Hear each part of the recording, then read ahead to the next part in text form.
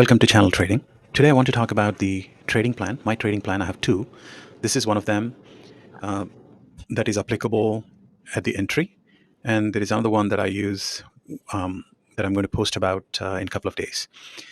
So what I want to talk today is my trading plan and also why it is important for you to stick to the trading plan for you to be successful. It took me a long time to figure that. I was just pretty stubborn.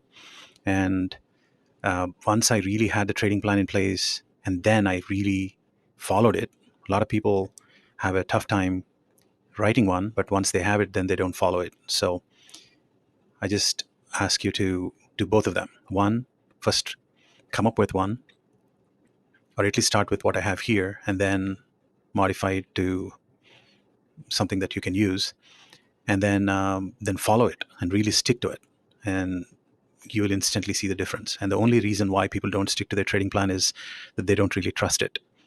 So see, and the only way you can gain the trust of your trading plan that you really like your trading plan is when you backtest it and put it through hundreds of trades, just looking at the charts from before and then seeing how does it do, and that's how you gain the confidence, and then you'll stick to it.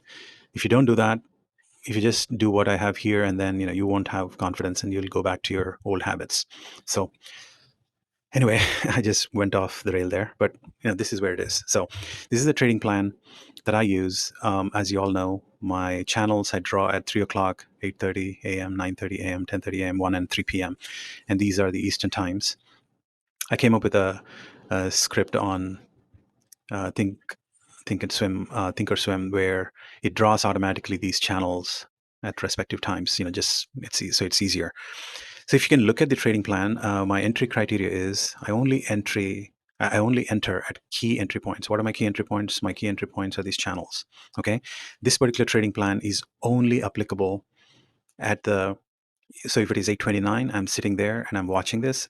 This trading plan I only use at at the start of this channel, at the start of at 8:30, at 9:30, at 10:30. That's when I use this trading plan. Okay, so what do I do? Say I'm at 8:29, and then at 8:30 this um, candle starts to paint, and so I'm looking at what is the first thing for entry based on these candle structures only. So I kind of talk the first candle as the entry candle or the trigger candle, and that candle has to be, if it is for long, it has to be a hammer or a positive engulfing candle or a large positive candle. And for the short, if I have to go short, then these have to happen: the hanging man, negative engulfing, or the large negative candle. This would be an example of a large negative candle. Anything that has, it starts at the very top and closes at the very bottom, like something like this would be a large negative candle. Some people call that elephant candle. Some people call it large negative candles. You could call whatever, but it's very negative when something like this happens. So that's why I have that. And then I enter two ticks. So say if once this posts, I enter two ticks below this entry candle. Right. That's my criteria.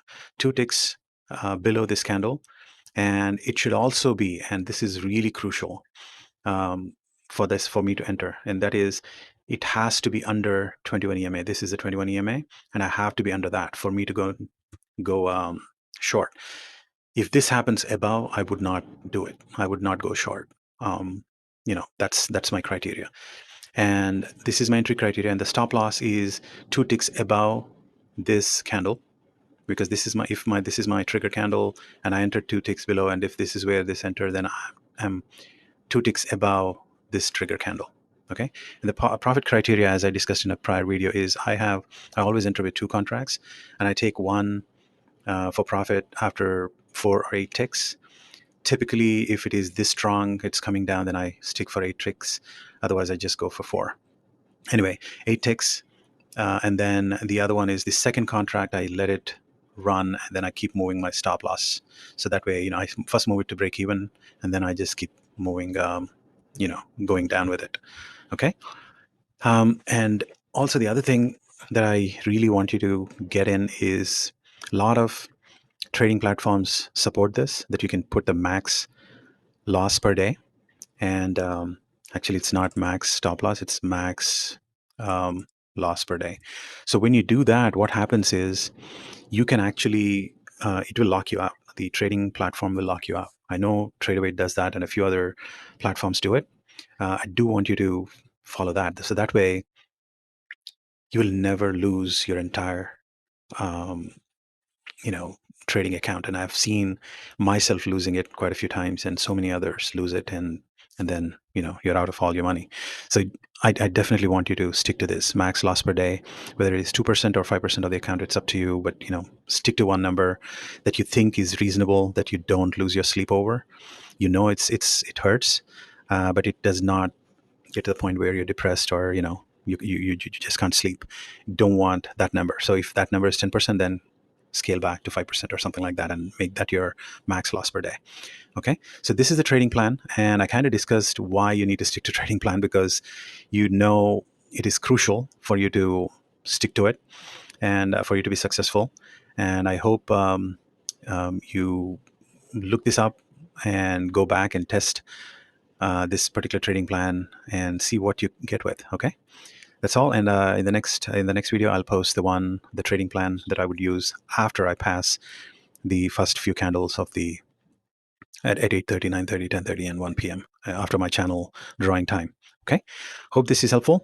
If it is helpful, please subscribe and press the bell icon. Thank you.